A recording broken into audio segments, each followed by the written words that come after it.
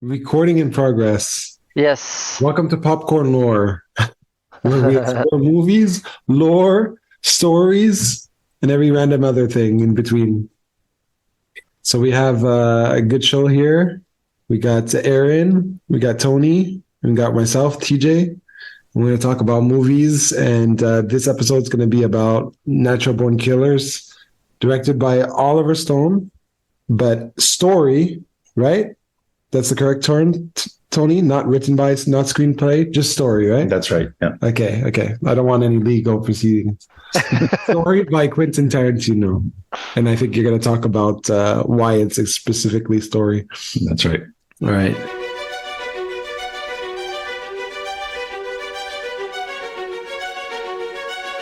it really worth it? Was what worth? Was massacring all those people worth being separated from your love for the rest of your life? You mean was an instant of my purity worth a lifetime of your lies, Wayne?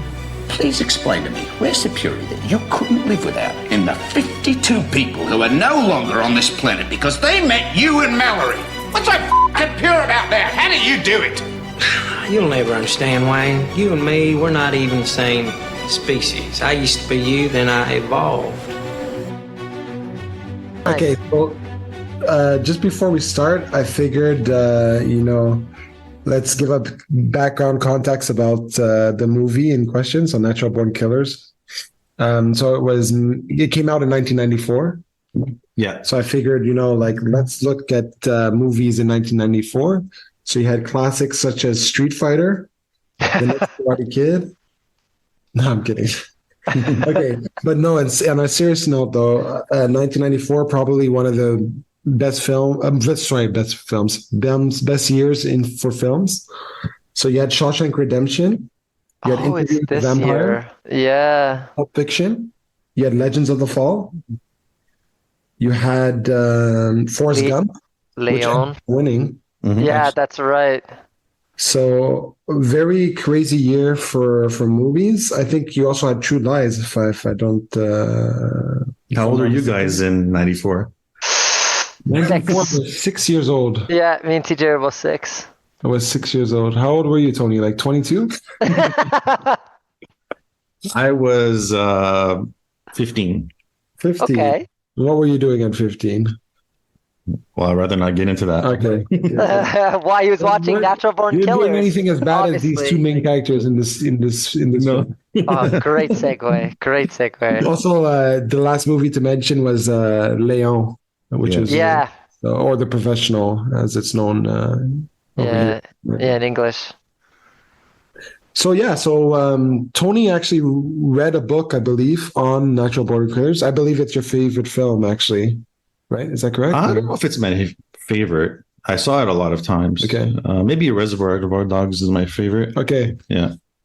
I mean, I like a lot of movies, but Tarantino's usually amongst my favorite movies. Okay, cool.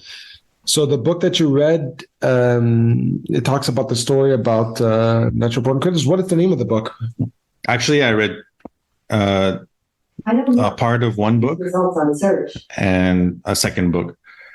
I have a Tarantino book, like talks specifically about Tarantino.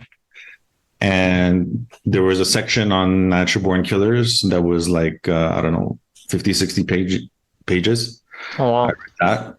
And one of the producers of the movie wrote a book about the making of the movie and everything they went through.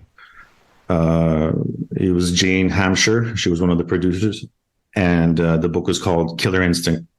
So that's the book that you read. Yeah. Okay, Killer Instinct. And then Tarantino segment. Okay, very cool. So what's the I'll tell you the lowdown, little story as quickly as I can because there's a lot. Basically, back in 1989, Tarantino and what's his partner's name? I can't believe I forgot it. That's okay. Basically, it's two people that worked in video archives. Okay. The movie store. They had dreams of being filmmakers. Tarantino also had a dream of being an actor. That's another story.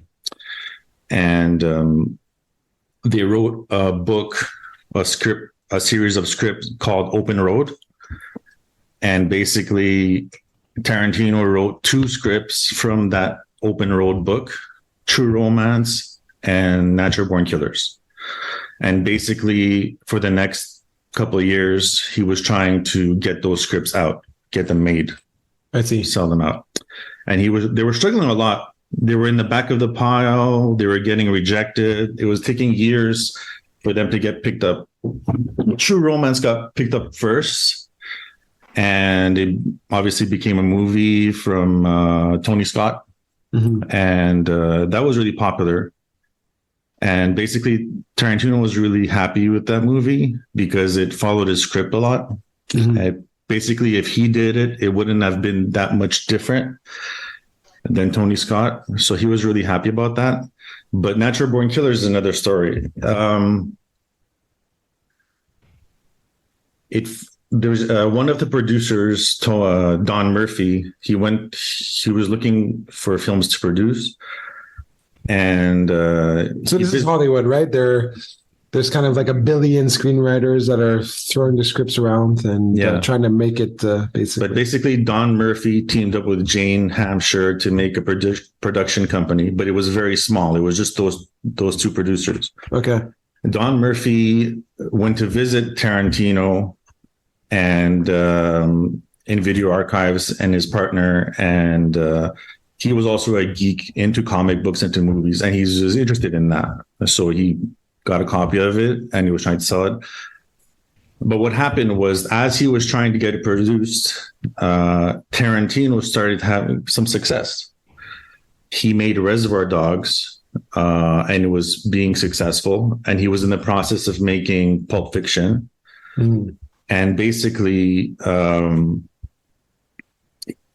Natural Born Killer was going to be his first movie. But the thing is, he already made Tarantino's first movie. Tarantino's first movie. Okay. Yeah. But the thing is, he already made Reservoir Dogs, and he was on the road to make an even bigger movie, Pulp Fiction. Pulp Fiction, yeah. Now, the thing is, he wasn't interested anymore in Natural Born Killers. It was his weaker script. He didn't really want to make it done anymore. And he felt that he wanted to move on. He wanted to move on from it. But the thing is, he already signed a contract with the producers, and they wanted to continue it. Yeah. So what happened was, basically, this is not going to make Tarantino look good, but he sabotaged it. Okay. Basically, $10,000 for the script, and that's all they could afford. And then he made a clause or something, or he added a clause where they had to pay an extra $10,000. And $10,000 in 91 is a lot of money. US dollars. So basically, it's a lot of money right now. Yeah. Yeah. So basically, to have a 2-year option on the script or something like that, he had to pay an extra $10,000. And it crippled them. They were really unhappy with that. And he was trying to screw them over. And when they confronted him and they said, "Why are you doing this? Why are you making it so hard?" He told them directly, he told them, "I don't want this movie to get made." Right. So they struggled a lot to raise that extra $10,000, and they were so stressed. And in comes Oliver Stone. Yeah. I'm almost there. Okay. Basically, throughout this part and throughout the making of the movie and the release, Tarantino was really against it. Even now, he's against the movie. He's publicly doesn't like it. Oh, well, that's what he says. For reasons I'll discuss later. But basically, they still had the rights to do it, and they still tried to make it happen. And then they were pitched to a couple of people. Some people were interested in, and finally, Oliver Stone picked it up. He saw the script and And he was won. just fresh off of He was fresh off Platoon, for JFK, maybe. Yeah, exactly. Yeah, JFK. Platoon in '86, and then JFK And he thought it would. won. He thought it would be interested in it, and he decided to pick it up. But he knew he was a big shot compared to the writer and the producers and everything. Exactly. So him picking it up, basically, he had to do it however he wanted to do it. He was the boss. Okay, and he didn't communicate with Quentin at all. Well, he knew that he was aware of Quentin, and Quentin was aware of Oliver Stone. When it was released, Quentin Tarantino, he looked at it, and I don't even. Some people say that he didn't even get past the first part in the diner scene. He really liked it because it was very close to his script, very close to what he would do. But after that, the next scene was the Isle of Mallory, the molestation scene. Yeah. Oh, right. He saw that. The moment he saw that, he instantly was against the movie. It's not that Okay, so he didn't write that. No. There's Some parts. There's a couple of parts in the movie that he didn't write. Okay. That one was one of them. Okay. And there's a couple.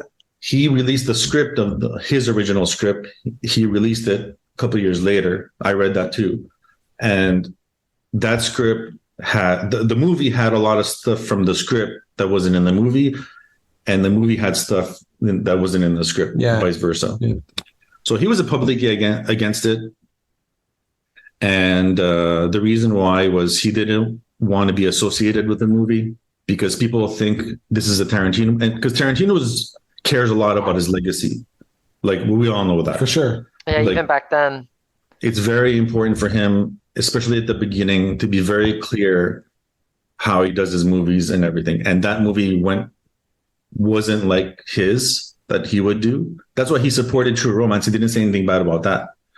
But this one he was 100% against, and he didn't want even his name to be associated with it. So they made a deal where instead of written by Tarantino, story by Tarantino, because a lot of the script was rewritten. Yeah. Right. And they gave him like $350K or whatever, and that was the deal. I see. Yeah. Wow. Yeah, there's more to it, but we'll get into that more. That's how it was made. Yeah. Awesome. So what was when was the first time that you saw that? That's a good question. film? The thing is, it was very interesting because you guys, when you think of Woody Harrelson, Yeah. you think of Natural Born Killers, right? I think of Zombieland. No, I'm Or kidding. Zombieland, whatever. Yeah, no, okay. Because I was born a little earlier, Yeah, a little bit earlier. You're 22. We covered this already. I knew Woody Harrelson from Cheers, right? Before Natural Born Killers, he only did comedy. Okay. He was just a funny guy from Cheers, slow-witted, like funny, Right. wishy-washy kind of guy. And then when I saw the ad I didn't see it in the theaters. I was too young. I rented the tape when it came out On VHS. on VHS. For all you youngsters. But when I saw him in the clips depicting an obviously violent movie, I was shocked. I was like, Woody Harrelson in a violent R-rated movie? And same thing with Roger Dangerfield. When I saw the video, Right. that's how I felt. And you can't have that feeling unless you were there at the time and only knew him from Cheers. So, yeah. And I think that's how Oliver Stone chose those two people. Why He wanted to chose have them. that effect Right. of comedians doing dramatic roles. Okay. In this case, Interesting. very Over the top. explicit, Yeah. dramatic, extreme role. And I think Aaron, you recently saw the film, right? Before Yeah. we did this podcast. Okay. Yeah. Much Yeah, for you from what you were describing. Podcast. Yeah, so it was definitely interesting. Like, I didn't know what to expect with the movie at all. I didn't do any research on the movie prior to watching it. I just went in like kind of blind.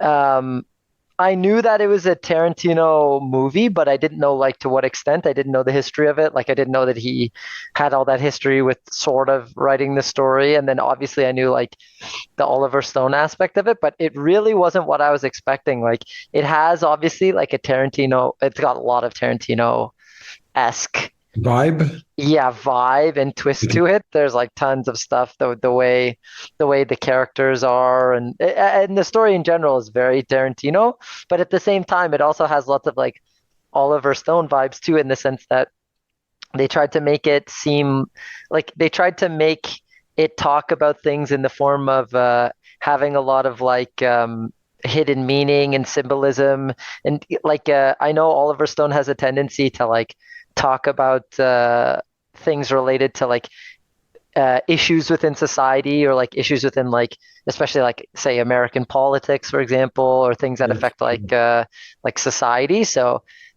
uh, I think if I yeah, go ahead.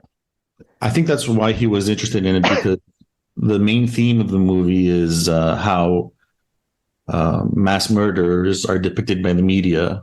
And during Yeah, that time, people like was it Richard Ramirez, someone Ramirez, the mass murderer, Charlie Manson, and yeah, media of that O.J. Simpson was getting at. yeah, yeah, At that time, these criminals were like superstars, yeah, that's true. and that's how I'm not sure if this is the case today, but back then, Charlie Manson, Richard Ramirez, O.J. Simpson were like people were watching. Stars, like rock stars. They were getting more Yeah, viewers and ratings than actual stars, right? right. So I think that's one of the main themes that Oliver Stone was interested in.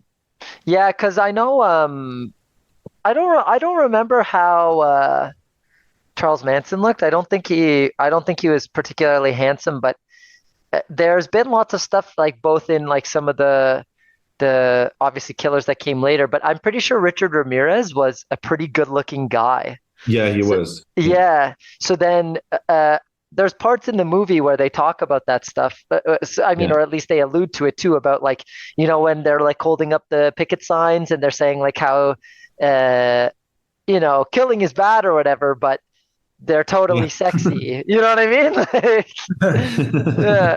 So that Well, was definitely interesting. Like that's accented. very Oliver Stone. Yeah, yeah. But just to go back to what you were saying, you felt there was Tarantino elements and Oliver Stone elements. Yeah.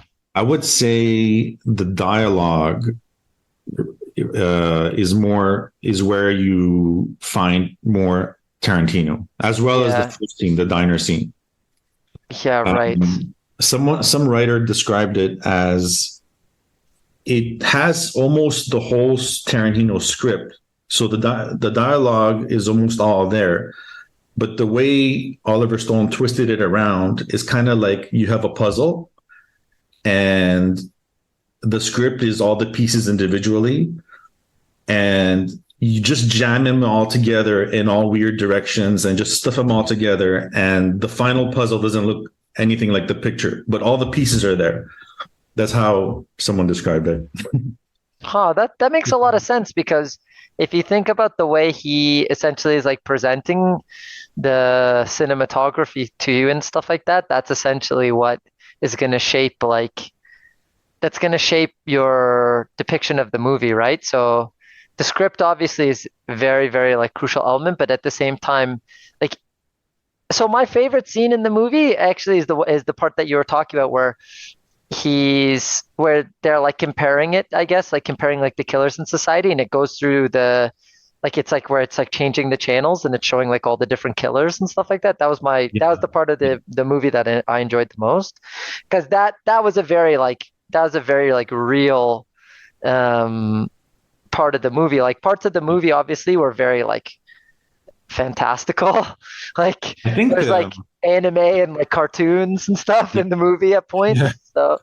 So but that stuff with when the news cameras are like where it's doing like like recordings of the actual people, and it's like going through the channels and stuff like that. That was actually a really cool part of the movie, and that was like very it was very like relevant, I think, to the times.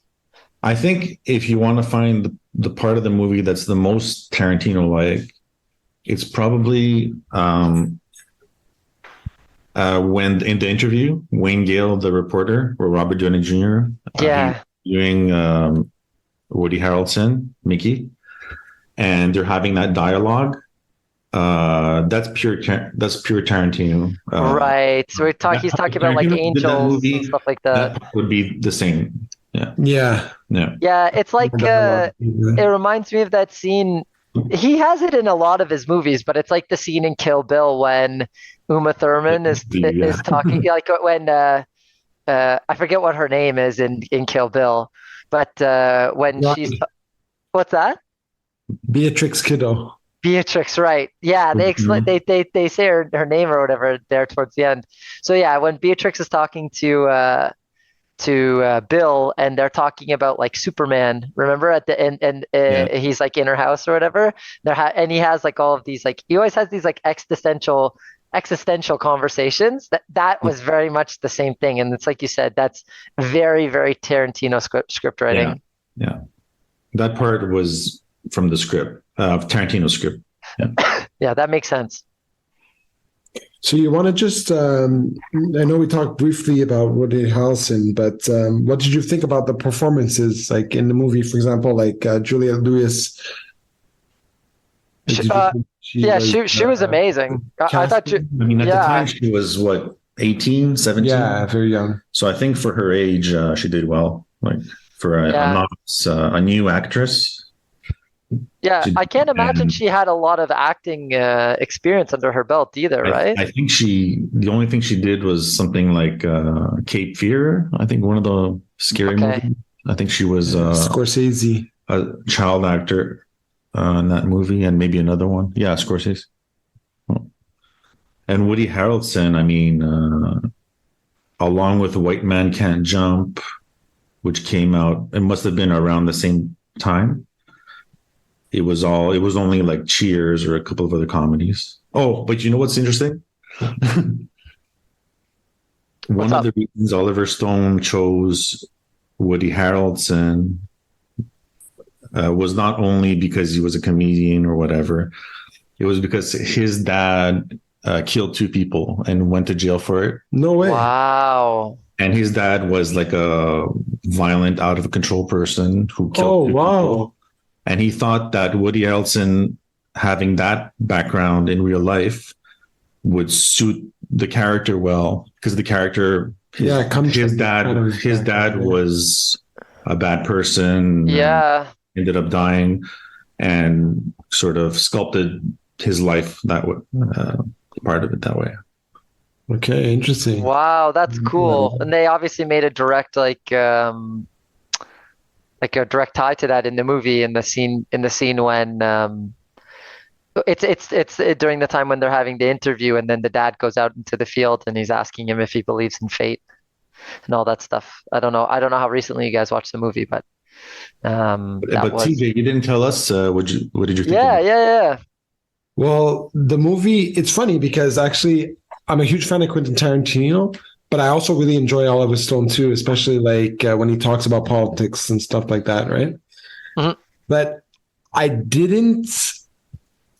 felt it was really weird because I didn't feel like it was Oliver Stone film, as strange as that is, because like if I watch Platoon, I can tell it's Oliver Stone. If I watch JFK, I know it's Oliver Stone. You know, even Any Given Sunday or a film like that, I can tell it's Oliver Stone. But I don't know. I mean, because Oliver Stone had a different direction for this movie. He kind of wanted it to be like the way he directed it was kind of like a 1960s LSD film. Right? Okay. Yeah. And basically it is like a 1960s LSD film with a lot of visual effects, a lot of like changing the color of the background. Everything. At one point, everything's green. At one point, everything's red. Yeah, that's right. Everywhere. Yeah. And for whatever reason, he says he had to have a Native American scene. Like that wasn't in Tarantino's script at all. He just wanted to have that.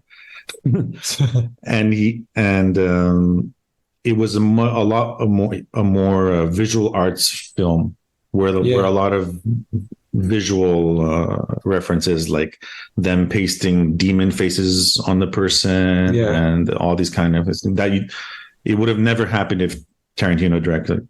No. Like as I mentioned, like I didn't feel like, because it's coming from a Tarantino story or screenplay, it didn't have that like immediate Oliver Stone effect to me.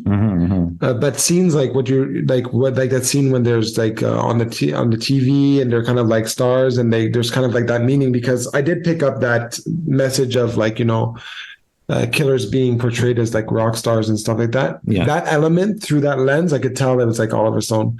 But because the script is a Tarantino based script, it's harder to get that effect. You know what I mean? It's true. At first, for me, anyways, personally, when I watched the movie. What did you guys think of Robert Downey Jr.? I think he did an excellent job. Yeah. In fact, I didn't even know he was in the film. So when I saw him, I was like, oh wow, you know. I really liked Tommy Lee Jones too. He was hilarious. Yeah. He's very consistent, Tommy Lee Jones, you know. I feel like he's like a stalwart. You know, like you kind of put him in a movie and you know what you're going to get, you know what I mean? Yeah. Don't worry about him too much. You know, something I want to talk about that was interesting with this movie is like there were so many stars in the movie, either before, during, after. Like it's easy for us to talk about now and say like, yeah, Woody Harrelson, yeah, Robert Downey Jr., yeah, Tommy Lee Jones, but like at the time, I don't necessarily know. Like, I know Robert Downey Jr. was obviously famous, but it's not nearly to the extent now. Same with Woody Harrelson. You know what I mean? Like, they're all established like actors and actresses now. But at the time, like to have that many strong actors in the movie is pretty crazy. Yeah. Like on paper, if you were to look now, in the 90s, that was possible. You know. Look at Pulp Fiction. You know. Yeah. Get a movie like even Legends of the Fall. Or Interview with the Vampire. It was very much more common because these guys were they were part of Hollywood, and you know, it was like, yeah, we can get Tom Cruise and Brad Pitt in the movie. You know what I mean? It wasn't like a deal like today with Once Upon in Hollywood. Look at Pulp Fiction. No, that's what I just said. Yeah, but like nowadays, like it was such a big deal when Leo and Brad Pitt teamed up for Once Upon a Time in Hollywood, because you have to guys like X amount of millions of dollars to get in the leading role. But back then, I think it was a little bit different, you know?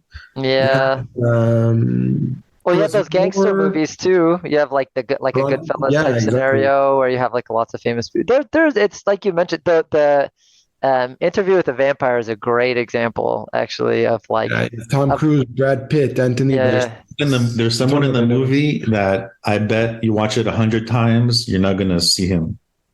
Well, he's in it, but to notice him, it's very hard to notice. Adrian Brody was in the movie. No way. Yeah. Really? What scene? Really? Yeah, he was one of the cameramen. But it was hard. You have to really pay attention. I only found out after I read the book and they told me. Huh. Yeah, he's one of the cameramen. Oh, and another story. Actually, Oliver Stone wanted to hire a lot of the people from Reservoir Dogs. He wanted to hire. I think his first choice. Tom Sizemore is in it. Yeah. His first choice for Mickey was Michael Madsen. Okay. But basically, there was a bunch of people from Reservoir Dogs he wanted to hire, but their loyalty to Natural Born Killer, to Quentin Tarantino, they refused, except for one guy, also one of the cameramen, I think. He was the guy who got tortured in Reservoir Dogs. He's in the movie. The stuck in the middle with you guy? Yeah, the victim. The ear guy. The ear guy. I want to see. That's like the best scene in that movie. But we could talk about that in another podcast. Well, Well, speaking of other podcasts, I think we're gonna wrap things up for this first episode. Okay. Yep. Just based on the time, but I think it was a good first episode. We got to learn a lot to learn from Tony. Yeah, it was just our first time, so the critics don't be too hard on us. But like in the future, we're going to definitely take other movies, film our favorite movies of ours, and talk about the background story, the lore, as you have it, for the movies, and talk about maybe actors in particular or directors. I think Quentin Tarantino probably deserves his own podcast alone. Yeah. But yeah, did you have any final thoughts, Aaron, on anything or? Yeah, just thank you for having me. This was a lot of fun. Like I'm looking forward to doing it again. And thanks Tony and TJ for kind of introducing me to some of the ideas and some of the like background of the movie. It was good. I had a really good time. Yeah, no problem. The next episode is going to be your movie, by the way. So you're going to be able to pick a favorite movie of yours, and we'll talk about it. Yeah, that sounds good. I'm thinking something in the ballpark of maybe a Kurosawa film. So we'll see how that goes. Cool. So we'll definitely have time to do that. Yeah, sounds Tony, good. thanks for letting us know about the background. No problem. I know you're like an expert on the on the movie, as we can tell. I learned a lot just listening no to problem. you about and I guarantee you the next film I won't know nearly as much, but I will watch it and I will read up about it, and I'll try to appreciate it before Aaron or whoever knows about the movie. Okay, great. Well, thanks for listening, everybody, and thanks again, Aaron and Tony. We haven't set up anything yet, but I'm gonna try to make this podcast available on multiple platforms and take it from there. If you do have a movie that you want us to talk about or research, or just give us suggestions, feel free to do so. And that's it, guys. We're off. Peace. Yeah.